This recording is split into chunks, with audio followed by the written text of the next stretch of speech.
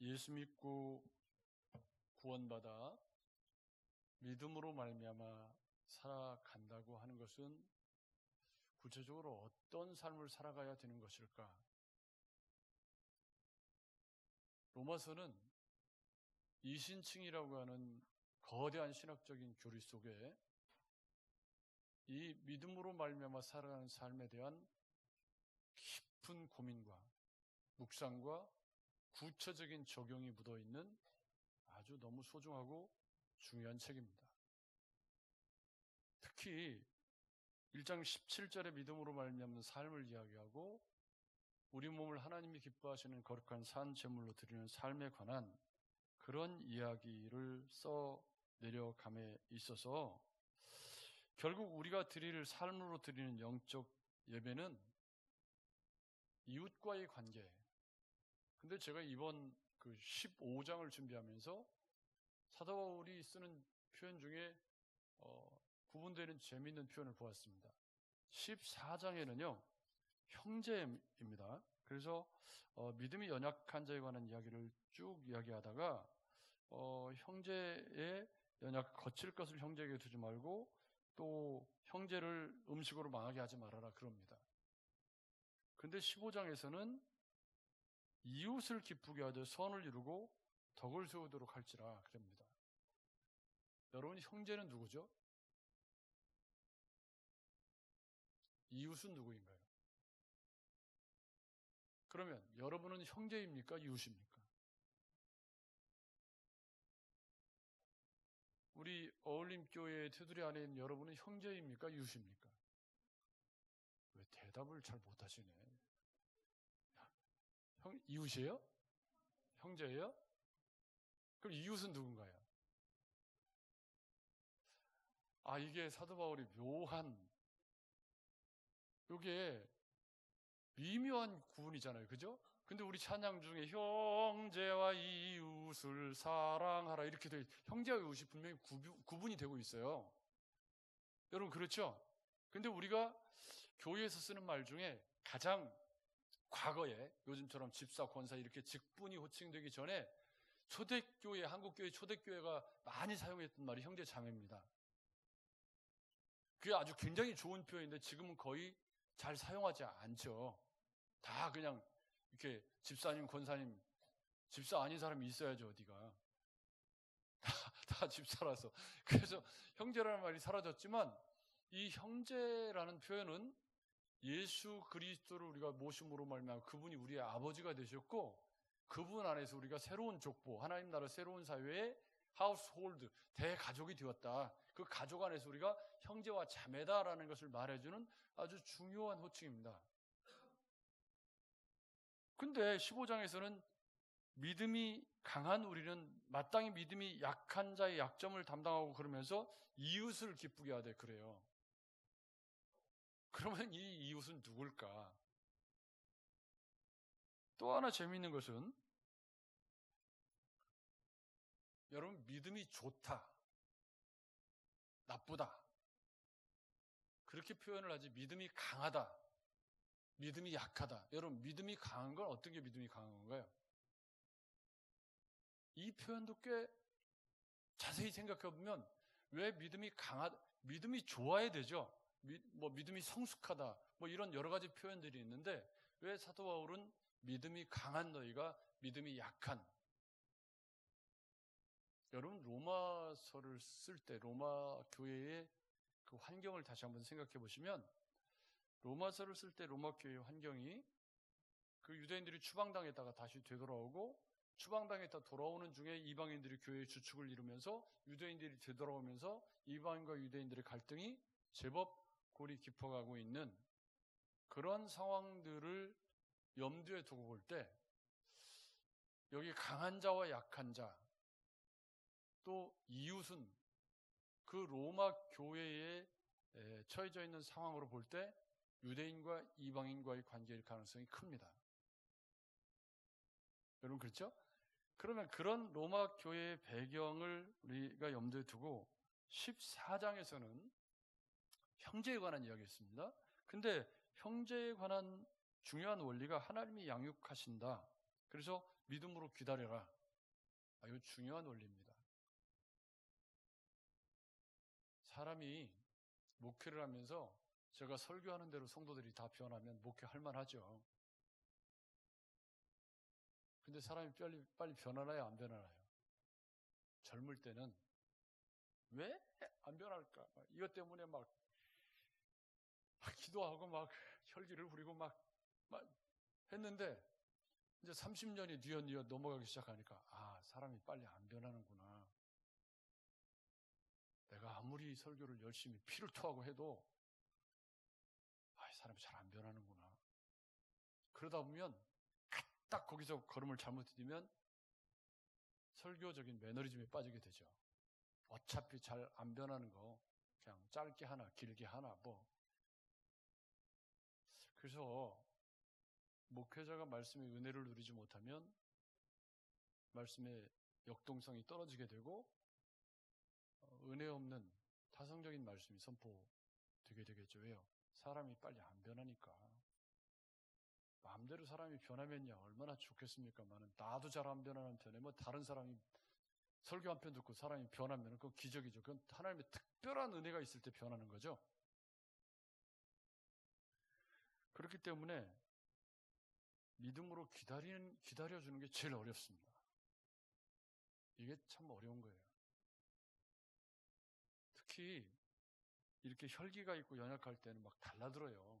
내가 옳다고 생각하는 것 가지고 막 해붙이거든요. 근데 인생이 노련해지고 나면 유연성이 커져서 젊은 사람들이 볼 때는 그게 꼭 타락한 것처럼 보여요. 그 젊은 목사들이 나이가 지긋한 목사님들한테 막 들이받아. 왜 받죠? 목사님 말씀 왜 그따구로 하십니까? 그따구로 아니고 원리 안 맞는다 이거예요. 근데 목회를 오래 하다 보면 수많은 다양한 경우의 수를 생각하다 보니까 말이 선명해지지 않고 두루뭉술이 이렇게 변해가는 거잖아요. 그럴 수밖에 없는 게 있죠.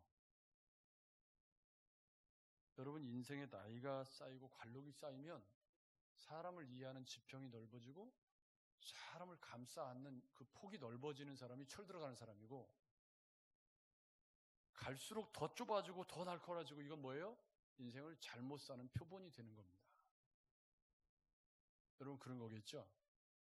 그래서 이 14장의 첫 번째 원리 기다려주는 일은 굉장히 중요하고 각 사람이 확정한 대로 또 동기를 점검하는 것이 이게 과연 주님을 기쁘게 하는 일이냐 이걸 점검해봐라.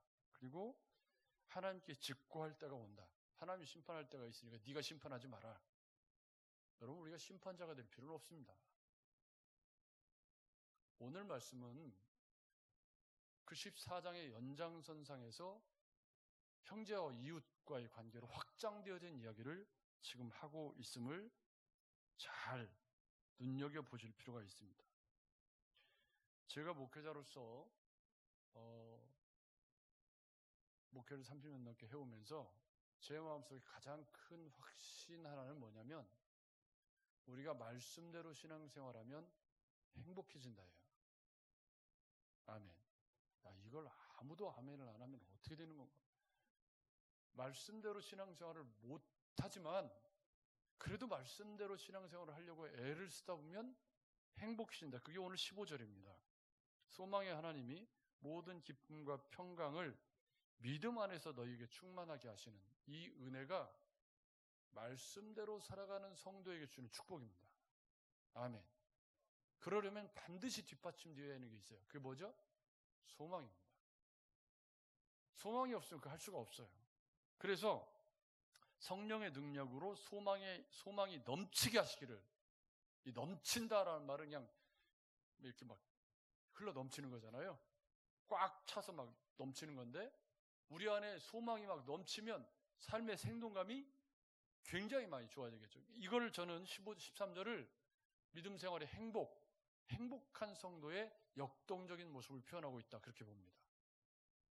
그러면 이 13절이 앞쪽에 있는 말씀을 삶으로 실천했을 때 성도가 누리는 복이라고 볼 때 삶의 역동성이 생기고 기쁨과 평강과 성령의 충만한 그런 그 능력이 삶에서 막 넘쳐나서 보기만 해도 다른 사람에게 에너지를 막 나눠주고 삶의 역동적인 에너지가 있고 얼굴을 봐도 생기가 있고 어떤 분은 얼굴을 보면 병자 같고 아픈 것 같고 막 근심에 쌓여 있는 것 같고 한번 옆 사람 봐봐요. 지금 이 얼굴에 생기가 있나 좀 이게 곧 천국 갈 것 같은 얼굴을 하고 그냥 살고 매일매일 그저 곧 천국 갈 것 같은 사람을 죽지 못해서 막 찌그러져가지고 여러분 우리 안에 계신 성령님께서 그거를 치유하시려고 우리 안에 들어오셨잖아요. 그죠? 그런데 계속 그러고 살고 있는 건 뭔가 문제가 있는 거잖아요. 여러분 말씀대로 우리가 잘 못 살지만 말씀대로 살면 기쁨과 평강이 우리 안에 찾아옵니다. 아멘. 이건 분명한 거예요. 그리고 예수 안에 사는 행복이 무엇인지. 근데 그 일을 하려면 뭐가 반드시 있어야 돼요? 성령의 능력 가운데 소망이 우리 안에 흘러 넘쳐야 그 삶을 계속, 그 소망이 뭐죠? 다시 오실 주님에 대한 소망이고 천국에 대한 소망이고 주님에 대한 소망 아닙니까? 여러분 그렇죠? 그 소망이 우리 안에 막 꿈틀거리면 그러면 그 소망 때문에 뭘 해도 내가 주님을 위해서 막 뭘 배우고 막 열심히 하고 뭐 이러다 보면 삶의 역동적인 에너지가 살아나는 거죠. 살아도 사는 게 아니래 이러고 살고 있으면 이게 어떻게 되는 거예요? 이걸 개그라고 했는데 이게 참 죄송합니다. 그러니까 여러분 오늘은 소망의 하나님이 모든 기쁨과 평강을 너희 안에 충만하게 하시기를 원하는 사도 바울의 간절함이 담겨 있는 권면, 신앙생활이 행복해지고 기쁘게 되기를 원하는 사도 바울의 그런 권면이 여기 들어있다는 것을 알 수가 있습니다. 그런데 믿음이 강한 우리가 할 때 이 믿음이 강하다라는 말이 참 이게 제가 볼 때는 좀 어폐가 있어요. 왜냐하면 뒤쪽에 9절에 이방인들도 그리고 9절에 성경을 인용한 내가 열방 중에 열방들아 또 11절에 열방들아 12절에 열방을 뭐 이렇게 계속 열방이 나오는 건 여기 지금 믿음이 강한 사람은 유대인인 것 같고 믿음이 약한 사람은 이방인인 것 같단 말이에요. 왜냐하면 뒤쪽에 나오는 열방들아 열방인들 이방인들 그러면서 가운데 서로 받으라 이렇게 되어 있기 때문에 여기 믿음이 강한 자가 믿음이 약한 자의 약점을 담당하고 자기를 기쁘게 하지 아니할 것이라 라고 할 때 이 믿음이 강하다라는 말은 좀 죄송한 표현이지만 유대인들에 대해서 영적 우월감을 가진 일종의 편견일 수 있다. 그 믿음이 좋다 뭐 이런 표현을 쓰지 않고 믿음이 강한 이런 표현을 쓴 것은 어쩌면 그런 로마 교회의 내부적인 그런 이방인과 유대인 간의 미묘한 갈등을 이게 뒤집힐 수도 있어요. 믿음이 강한 쪽이 유대인들이 이방인들이 될 수도 있죠. 왜냐하면 이방인들은 음식 문제에 대해서도 자유롭잖아요. 그러니까 이 믿음이 강하다, 믿음이 좋다 이 표현 사이에 있는 묘한 뉘앙스를 여러분들이 좀 생각을 해보시면서 나는 믿음이 강한 자인가? 믿음이 좋은 사람인가? 이런 질문을 해보시는 건 꽤 의미가 있어 보입니다. 사도 바울이 여기 믿음이 강하다는 표현을 절대 저는 좋은 의미로 쓰고 있지 않다고 생각합니다. 뒤쪽에 있는 문맥을 보면 믿음이 좋다, 믿음이 성숙하다 이런 표현을 쓰지 않고 왜 믿음이 강하다는 표현을 썼을까? 여러분 보십시오. 이 약점을 담당하고라고 할 때 이 약점은 연약함의 의미로 쓰였고 담당이라는 말은 갈라디아서 6장 2절에 너희가 서로 짐을 지라 그리하면 그리스도의 법을 성취하리라고 할 때 짐을 지는 것을. 근데 이 말이 이사야 53장 6절에 우리 무리의 죄악을 그에게 담당시키셨도다 할 때 예수 그리스도께서 우리의 죄악을 담당하셨다라고 쓰인 말이 여기 담당하고 라는 말과 같은 말이 쓰인 겁니다. 그러니까 여기 담당이라는 말은 약점을 담당이라는 말은 예수 그리스도께서 우리의 죄악을 담당하셨다는 그 뉘앙스를 그대로 가져온 표현이기 때문에 무지무지하게 과격하고 묵직한 무게를 담은 그 안에 십자가를 함축하고 있는 그런 표현이라는 걸 알 수가 있습니다. 그러면서 2절에 뭐라고 설명하냐면 우리 각 사람이 이웃을 기쁘게 하되, 같이 읽어볼까요? 시작. 선을 이루고 덕을 세우도록 할지니라. 아멘.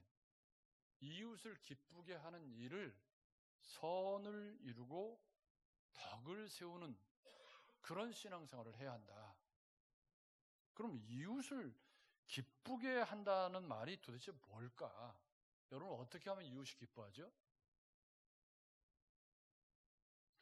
얼마 전에 수요 예배를 마치고 제가 이제 집에를 들어가는데, 제가 이제 차를 주차할 곳이 없어서 저쪽에 주차를 하고 안에 이제 내렸어요. 근데 제가 이제 차를 주차하고 오니까 어떤 아주머니하고 집사람이 얘기를 하고 있어요. 근데 약간 보니까 술이 꽐라가 좀 되셔가지고 좀 이상해요. 그 아내한테 제가 설명을 들어봤더니, 저희 아파트는 이제 동이 작으니까 그 노인당이 그래도 있어요. 근데 그 노인당에 단골로 오시는 어머니예요. 근데 38년 전에 혼자가 되셨대. 그래서 지난 세월 술이 내 친구요. 그렇게 인생을 살아오시는 분인데, 이제 아내가 이렇게 음식이 많으면 주로 이제 이렇게 노인정에 이제 갖다 드려가지고 이제 얼굴을 아는 거예요. 그래서 수요 예배를 마치고 오는데 마침 그분이 나오셨네. 그래가지고 우리한테 반가워 이러면서 얘기를 하면서 이제 약간 알딸딸 하셔가지고 있잖아요. 왜 끝없는 리와인드 계속 막 그러고 계시는데 제가 온 거예요. 그래가지고 이제 저를 보더니 누구냐고, 그러니까 아내가 이제 신랑이라고 했을 거 아니에요. 아니야 막 그러시더니 나중에는 여러분 꽤 좋네 그러시더라고요. 그래서 제가 좀 약간, 왜냐면 수요일이니까 양복 입고 이제 예쁘게 하고 갔으니까 예뻐 보인다고 이제 그러시면서 가셨어요. 이웃을 기쁘게 하는 일은, 여러분 어떻게 하면 이웃이 기뻐하죠? 어려우시면 자꾸 뭐 갖다 줘봐요. 좋아하나 안 좋아하나. 자꾸 갖다 줘보세요. 얼마나 좋아하나. 근데 형제와 이웃이라고 할 때 이웃이라는 표현은 이방인을 염두에 두는 의도적인 표현이라는 걸 이해를 하셔야 합니다. 그럼 유대인들에게 형제는 누구죠? 이것도 고도의 워드플레이라는 걸 알 수가 있습니다. 사실은 그리스도 안에서 우리가 다 형제여야 되죠? 이방인과 유대인이 다 형제여야 되잖아요. 근데 왜 사도 바울은 이웃이라는 표현을 의도적으로 구분해서 앞쪽에는 14장은 형제라고 쓰고 뒤에는 왜 이웃이라는 표현을 쓰고 있을까? 이걸 고민해 보시면 이 속에 담겨져 있는 이 굉장히 갭이 큰 유대인과 이방인 사이의 고를 볼 수가 있습니다. 여러분, 이건 지금 우리에게도 있을 수 있습니다. 내 안에 보이지 않는 우월감을 가지고 사람들을 깐보는 사람들이 있어요. 좀 죄송한 표현으로 개뿔도 가진 것도 없으면 사람을 위에서 깔아보시는 분들도 있고, 지금 그 얘기를 하고 있잖아요. 그러니까 여기 이웃을 기쁘게 하는 이야기를 하면서 선을 이루고 덕을 세우는 이야기를 하면서 무슨 얘기를 하냐면, 그리스도께서 자기를 기쁘게 하지 아니하셨다. 그런 것처럼 앞에 담당하고라는 말에 십자가를 표현하는 말을 썼고, 예수 그리스도께서 자기를 기쁘게 하지 아니하셨다. 이건 십자가를 얘기하는 거예요. 그러니까 예수 그리스도께서 십자가의 보혈로 우리를 구원하셨는데 주를 비방하는 자들의 비방이 내게 미쳤다. 이건 뭐냐면 구약 성경을 인용한 말씀입니다. 이게 뭐죠? 예수 그리스도 고난 받으시고 성육신하시고 한 그 내용을 여기다 얘기를 한 거란 말이에요. 그 이야기, 그러니까 우리가 왜 이웃을 기쁘게 하고 선을 이루고 덕을 세워야 되냐면 주님이 그렇게 사셨기 때문이다 라고 지금 설명을 하고 있는 중이에요. 근데 요 말씀이 4절에 전에 기록된 것, 그리고 8절에 보면 할례의 추종자가 되셨으니. 근데 여러분, 이게 이 할례의 추종자라는 말이 개역 성경에는 할례의 수종자로 번역이 되어 있고요. 개정 개역에는 추종자로 번역. 제가 이 로마서 원고를 작성할 때는 수종자로 번역된 성경을 인용해가지고 다시 본문을 이렇게 보니까 추종자로 돼 있어요. 그래서 깜짝 놀래가지고 제가 갑자기 이게 수종자와 추종자가 다른 말인가? 하고 막 걱정이 돼서 막 찾아왔더니 원어는 디아코노스예요. 섬기는 사람. 그러면 어느 쪽이 번역이 더 좋은 거죠? 수종자가 더 좋은 것 같은데. 근데 추종자라고 번역을 해놓으니까 이상해졌지만 어쨌든 이 할례의 추종자가 되셨다는 말은 나다지셨다는 걸 얘기해요. 할례 받으시고 유대인처럼 되어서 나타나셨다. 그거를 얘기해 주는 거예요. 그러니까 이 표현, 그리고 앞에 기록된 말씀, 그리고 예수 그리스도께서 자기를 기쁘게 하지 아니하신 이 모든 내용이 어디를 향하고 있냐면 이웃을 기쁘게 해야 하는 이유를 향하고 있다는 거예요. 우리가 누구죠? 예수 믿는 사람들. 여러분 그렇죠? 우리는 예수 믿는 사람들입니다. 예수 믿고 구원받은 사람들입니다. 그 예수 믿고 구원받은 사람들의 숙명은 예수를 따르고 예수를 닮아가는 겁니다. 그리스도를 본받아라고 하는 토마스 아켄피스의 그 책을 우리가 왜 이렇게 열광하면서 읽었죠? 오래된 책이라 지금 가물가물하지만 왜 그렇게 열광하면서 읽는 거죠? 그분을 닮아가는 삶을 사는 것이 성도의 숙명이기 때문입니다. 여러분 그렇죠? 그리스도를 본받아 사는 게, 그러니까 사도 바울의 이 믿음이 강한 자가 믿음이 약한 자의 약점을 그리스도께서 십자가를 지신 것처럼 담당해야 하는 명쾌한 이유는 그리스도께서 그렇게 하셨기 때문이다. 그러면서 4절 말씀을 보십시오. 4절 말씀. 전에 기록된 것은 우리의 교훈을 위하여 기록된 것이니. 여러분, 모든 성경은 하나님의 감동으로 된 것으로 교훈과라고 할 때 교훈은 뭐예요? 무엇이 잘못되었는지 옳은 것인지를 깨우쳐 주는 게 교훈입니다. 이게 옳은 길이에요 라고 가르쳐 주는 게 교훈이죠. 책망은 뭐예요? 책망은 그렇게 살면 안 돼요 라고 말씀을 우리에게 깨닫게 하시는 게 성경이 우리에게 책망하시는 겁니다. 여러분, 성경의 책망을 자주 듣고 돌이킬 줄 아는 사람이 빨리 성숙해 갈 가능성이 큽니다. 나는 절대 말씀을 들어도 내가 잘못한 거에는 관심도 없고 돌아볼 줄도 모르고 반성할 줄 모른다면 그 사람은 절대 변하지 않아요. 그러니까 가난한 심령이 된다는 건 애초부터 어떤 거냐면 말씀을 듣고 애통하는 마음이 생겨서 어떻게 내가 말씀대로 좀 잘 살았으면 좋겠는데 그게 잘 안 돼가지고 그 문제를 놓고 기도하고 울고 하는 게 애통이라면 말씀의 책망을 들어야만 애통이 생기는 거겠죠.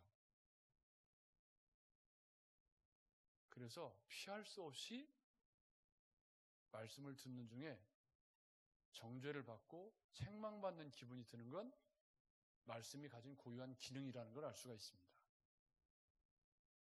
여러분 동의하십니까?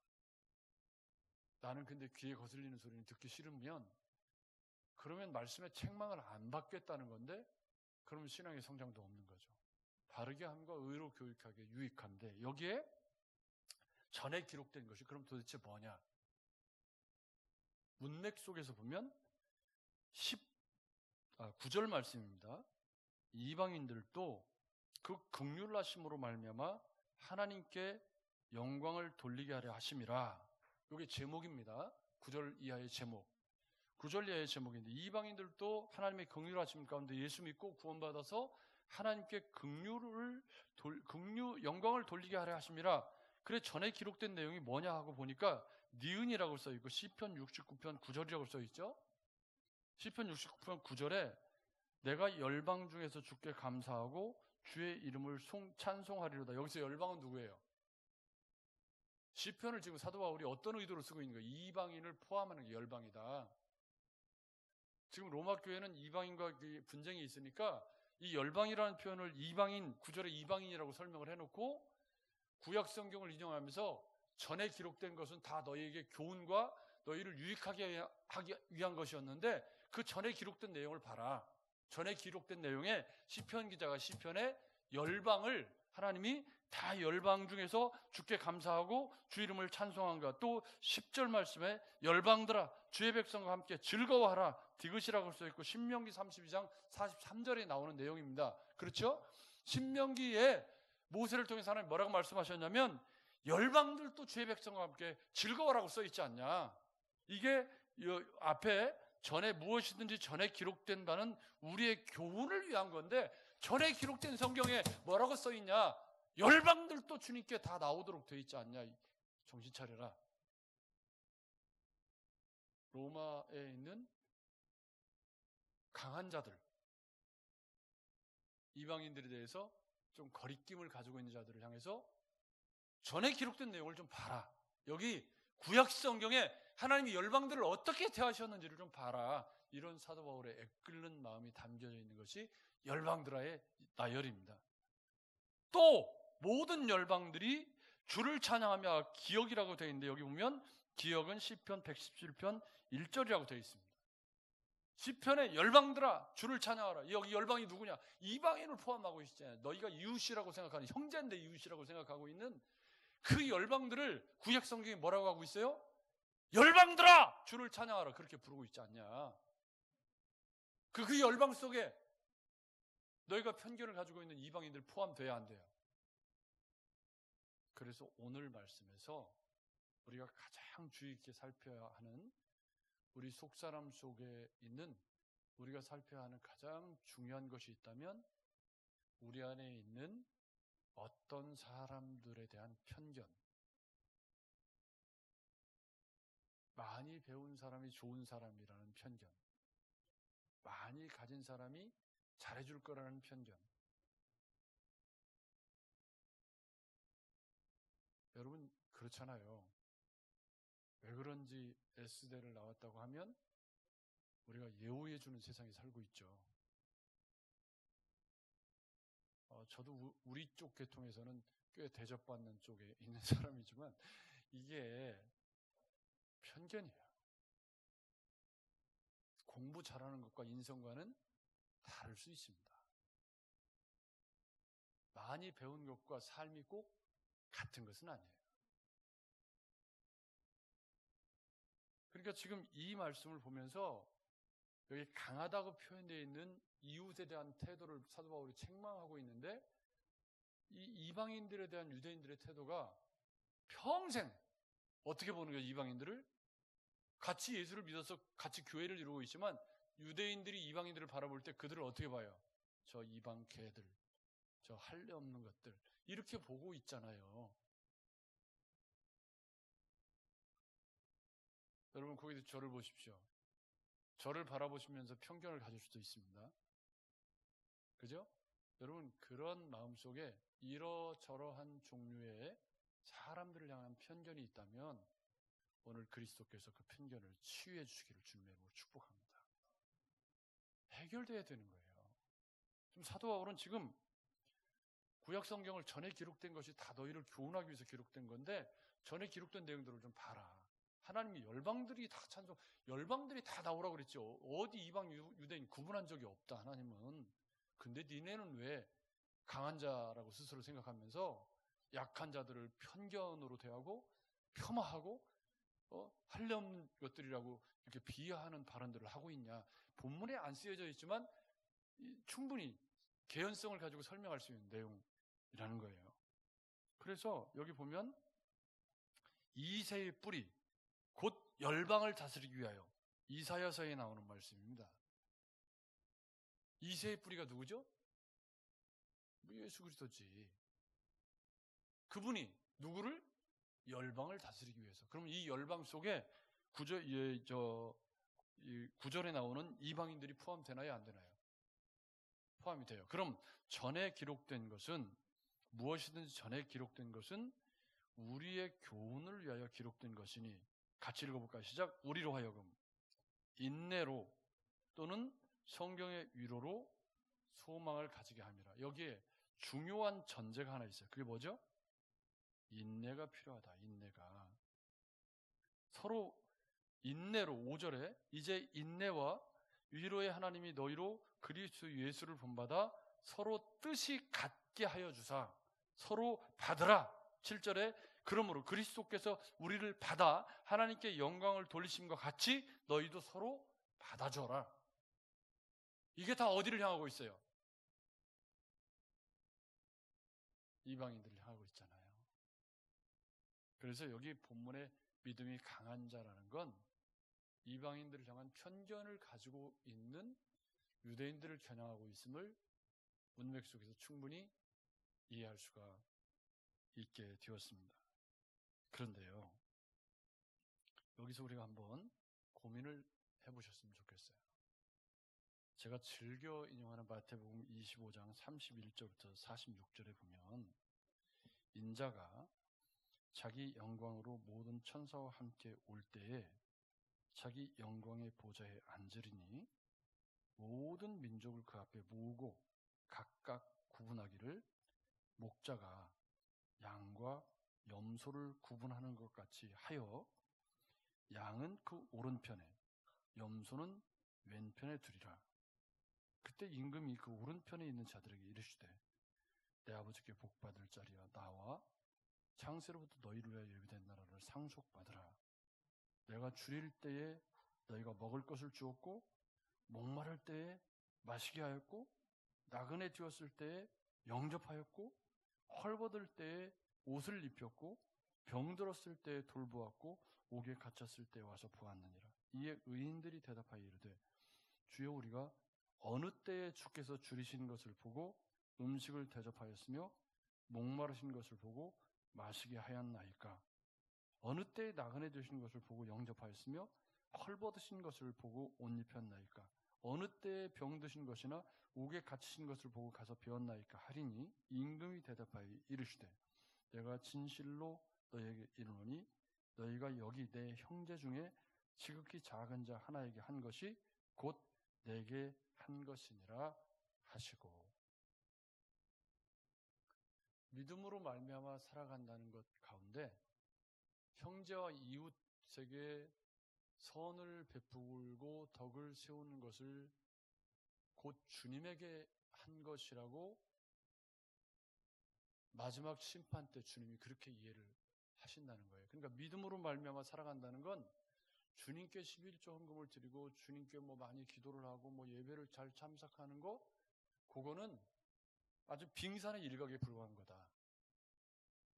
사도 바울의 논리를 따라가면 그거는 기본이고 거기서 나를 불편하게 하는 어려운 형제와 이웃에 대한 태도가 그들에게 선을 베풀고 덕을 세우고 그들에게 작은 것을 나눠주고 주님의 평가에 의하면 이 사람들은 주님에게 한다는 생각을 해본 적이 없어요. 주님에게 하기 위해서 사람들에게 베푼 게 아니라 그냥 어려운 사람들에게 늘 베풀고 주님이 그렇게 말씀하셔서 그 몸에 배가지고 그냥 이렇게 할 수 있는 대로 나누고 베풀고 살아갔는데 마지막 때 보니까 주님이 그걸 뭘로 보시는 거죠? 제일 큰 믿음이라고 보시는 거예요. 내게 제일 잘한 것이다라고 평가를 하시고 있다는 게 마태복음 25장의 평가입니다. 그 기준을 가지고 다시 로마서 15장으로 돌아와 보십시오. 이렇게 이방인들에 대한 편견을 가지고 살아가는 이들의 이웃을 향한 태도는 이 기준으로 보면 많이 잘못된 거죠. 여러분 그렇죠? 그렇다면 우리의 현실로 좀 돌아와 보죠. 여기 보면 그리스도께서 자기를 기쁘게 하지 아니하셨다라고 하는 것을 말씀하시면서 우리가 그리스도를 본받아 우리도 그렇게 살아야 한다라고 사도 바울은 말씀을 하고 있습니다. 그렇다면 예수를 본받는 우리의 삶이 구체적으로 우리의 삶에 어떤 모습으로 나타나야 할까 하는 것이 오늘 말씀을 통해 우리가 고민해야 할 우리의 숙제라는 걸 알 수가 있습니다. 여기서 이웃이라고 표현된 사람들은 내가 형제라고 표현하고 있는 나하고 가까운 사람들인가요? 아니면 내게 좀 거리낌이 되고 나를 좀 불편하게 하는 사람들일까요? 교회 안에도 다 좋은 건 아니죠. 모든 사람과 좋은 관계를 유지하면 제일 좋겠지만 그게 쉬워요? 어려워요? 어려워요. 그러면 굳이 여기 이웃이라고 표현한 사람들을 우리식으로 표현해보면 나하고 좀 안 친한 사람, 좀 만나기 좀 껄끄러운 사람. 아침에 우리 그 운동하는 모임에 어떤 목사님이 들어오시면 다 도망가. 그 사람하고 안 하려고. 어떻게 막 요리 빼고 막 그래가지고 저도 이제 하다가 시험 들어가지고 정말 나랑 상성이 안 맞는다 당신은 정말. 근데 그러니까 이제 그분이 외로워져요. 잘 치는 사람도 안 치려고, 못 치는 사람은 더 안 치려고 그러고. 그러니까 들어와서 앉아서 휴대폰 보고 있다가 성질 내고 가는 날들이 자꾸 많아요. 그래서 저번 날 제가 저하고 이제 짝이 돼서 만났어요. 그래서 3쿼터를 치자고 그래. 3쿼터 이제 5판 3승짜리 3게임이에요. 3쿼터. 그러면 1시간도 더 걸려. 그래놓고서 후회를 엄청 했잖아요. 그러니까 지금 끌어내린 거예요. 지금 로마에 있는 상황을 우리에게로 끌어내리면 여기서 이웃은 누구냐면 가까이 하기엔 너무 먼 당신, 내 가까이 있는 그런 사람들을. 그러니까 형제는 누구고 이웃은 누구냐고 여러분 스스로에게 물어보시죠. 내게 형제는 누구고 이웃은 누굽니까? 여기 이제 14장 15장을 연결해서 나한테 형제는 누구고 이웃은 누구지? 그러면 저 사람은 나한테 이웃입니까? 형제입니까? 그럼 이웃이라는 말은 뭐예요? 불편하다는 뜻이에요. 본문 15장에서는 이방인처럼 거리끼는 대상이라는 거예요. 근데 그들을 향해서 본문이 뭐라고 하죠? 이웃을 기쁘게 하고 선을 이루고 덕을 세우고 그 일을 인내를 가지고 해라. 쉽지 않으니까 그 일이. 근데 그 인내를 가지고 그 일을 하는 데 있어서 제일 중요한 게 뭐다? 소망이에요. 소망. 그렇게 하면 13절에 어떻게 돼요? 하나님이 모든 기쁨과 평강을 믿음 안에서 너희에게 충만하게 하실 것이다. 아멘. 아멘.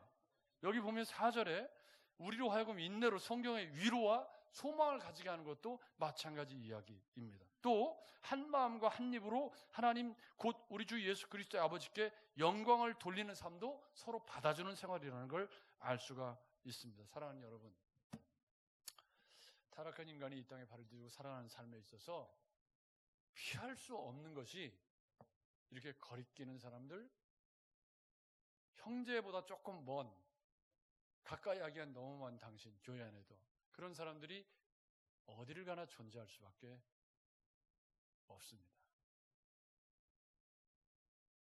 우리 주님이 왜 할례의 수종자가 되셨느냐? 할례의 수종자가 되었다는 것은 구약의 예언을 통해 인간의 몸을 입고 그렇게 할례를 다 받으시고 그렇게 섬기는 모습으로 이 땅에 오셨다는 뜻인데, 그것이 죄를 담당하라는 말 속에 사도 바울이 담아놓은 성경의 세계관이란 말이에요.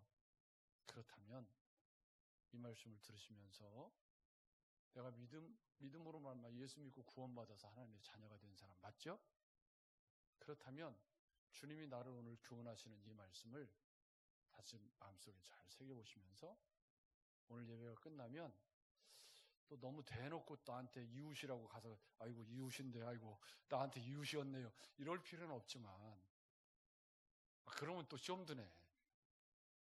당신 나한테 이웃이었어, 형제가 아니라. 아이고 잘해보게, 이제 형제로 좀 지내보게, 이러면 시험 들지. 그렇지만 마음속에서 그런 문제를 해결하시기 위해서 주님이 오셨다라는 것을 다시금 기억해 보면서 이번 한 주간 내가 이웃을 기쁘게 하는 삶을 살기로 마음에 결심하고 다짐하는 은혜가 있기를 주님의 이름으로 축복합니다. 하나님 아버지 감사합니다. 주님이 이 땅에 오신 것은, 할례의 수종자가 되신 것은 이방인들, 열방들도 위한